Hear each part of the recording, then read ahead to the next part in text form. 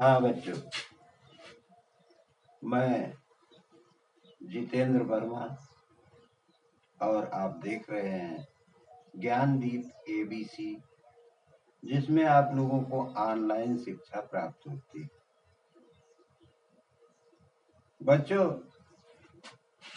आइए हम देखते हैं कि वाष्पन और संघनन में क्या अंतर है।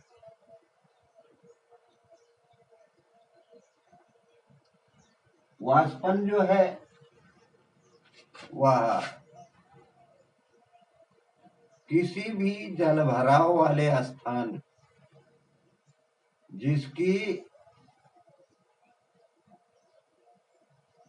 अधिक फैलाव वाला क्षेत्र होती है,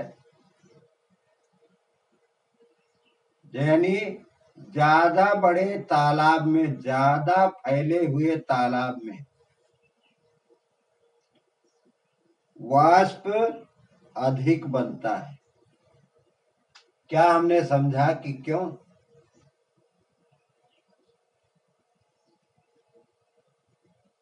और कुएं के जल में वाष्प कम बनेगा। क्या हमने जाना है कि क्यों? कुएं के जल का फैलाव कम है, उसमें ऊष्मा का प्रकाश अंदर तक, पानी तक कम पहुंचता है और उसमें वाष्पन कम होता है। बड़े क्षेत्र में फैले हुए जल में वाष्पन अधिक होता है, क्योंकि पूरे बड़े क्षेत्र में जहां तक जल भराव है, जल विस्तृत रूप में फैला हुआ है, वह ऊष्मा के प्रकाश से, सूर्य के प्रकाश से गर्म होकर ज्यादा मात्रा में वाष्पित होता है, क्योंकि उसके क्षेत्रफल के हिसाब से उसमें ऊष्मा का प्रकाश अधिक होता है, अधिक मिलता है, इसलिए वाष्पन अधिक होता है। जैसे हम किसी एक गिलास में और एक प्लेट में पानी लें, बराबर मात्रा में पानी लें,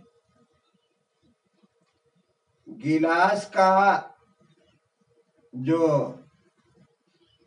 मुंह है वह छोटा है और प्लेट में पानी का फैलाव दूर में है, अधिक है। दोनों को हम धूप में रखते हैं तो प्लेट का पानी 2 घंटे के बाद हम देखते हैं कि वह कम हो जाता है और गिलास का पानी भी कम होता है, लेकिन थोड़ा ही कम होता है, अधिक मात्रा में वो कम नहीं होता। इससे यह सिद्ध होता है कि द्रव जितनी दूर में फैला होगा, उतनी ही दूर में उतना ही ज्यादा वो भाप बनकर उड़ेगा, ठीक। और जितना कम क्षेत्रफल में होगा, उतना ही कम वाष्पीकरण उसमें होगा। इसलिए बच्चों, आप लोग ध्यान रखिए कि बड़े ज्यादा दूर में फैले हुए स्थानों में वाष्पीकरण यानी भाप बनने की प्रक्रिया ज्यादा होती और कम स्थान पर फैले हुए जल में वाष्पीकरण कम होता है। जैसे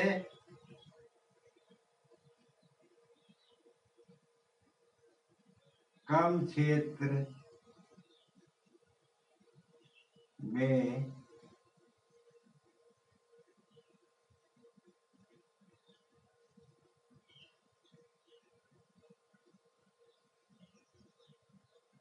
फैले जल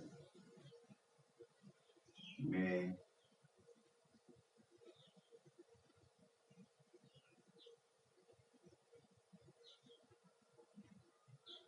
वाष्पीकरण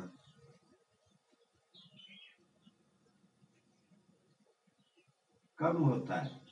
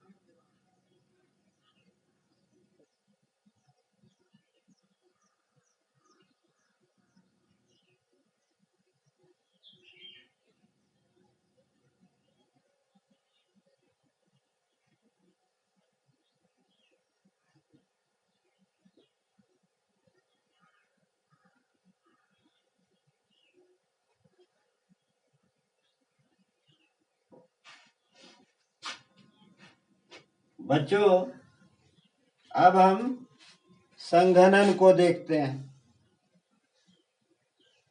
संघनन क्या चीज है?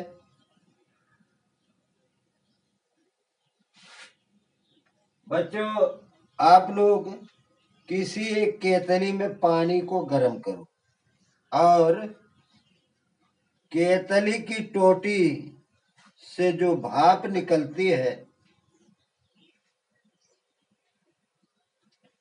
उसको एक बर्फ के भरे बर्तन में, बर्तन के बगल में आप लोग उसे भाप को निकालिए। जिस तरह से वह भाप उस पर लगेगी उसी तरह से उस बर्फ भरे हुए बर्तन का वाष्प अधिक मात्रा में बूंदों पर जम जाएगा। उसके सतह पर तमाम बूंदें फैल जाएंगी और वह ही संघनन की क्रिया है। अगर हम संघनन को देखते हैं तो हम यह जानते हैं, हम ये समझते हैं कि वायुमंडल में वाष्प जो है वह ठंडी होकर के बूंदों का रूप धारण करती है और जो बूंदें बनती हैं उसका कारण मात्र संघनन ही है और उसी संघनन से यह वाष्पीकरण अधिक होता है, क्योंकि वह बूंदें इतना उस बर्तन पर, उस गिलास पर अधिक होती हैं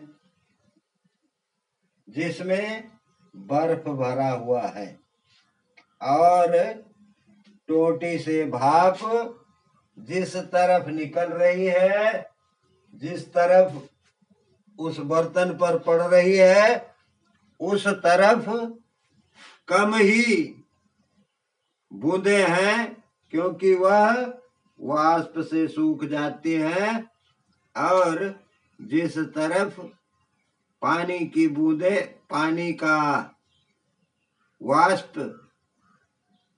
केतली के टोटी द्वारा नहीं पड़ रहा है उधर अत्यधिक बूंदें बन जाती हैं। इस प्रक्रिया को हम संघनन कहते हैं। संघनन पर ताप का प्रभाव पड़ता है और कम ताप पर संघनन अधिक होता है और अधिक ताप होने पर संघनन कम होता है। बच्चों, बस आज इतना ही। धन्यवाद। कल पुनः आप लोगों से हम अगले चैप्टर के साथ मुखातिब होंगे। धन्यवाद।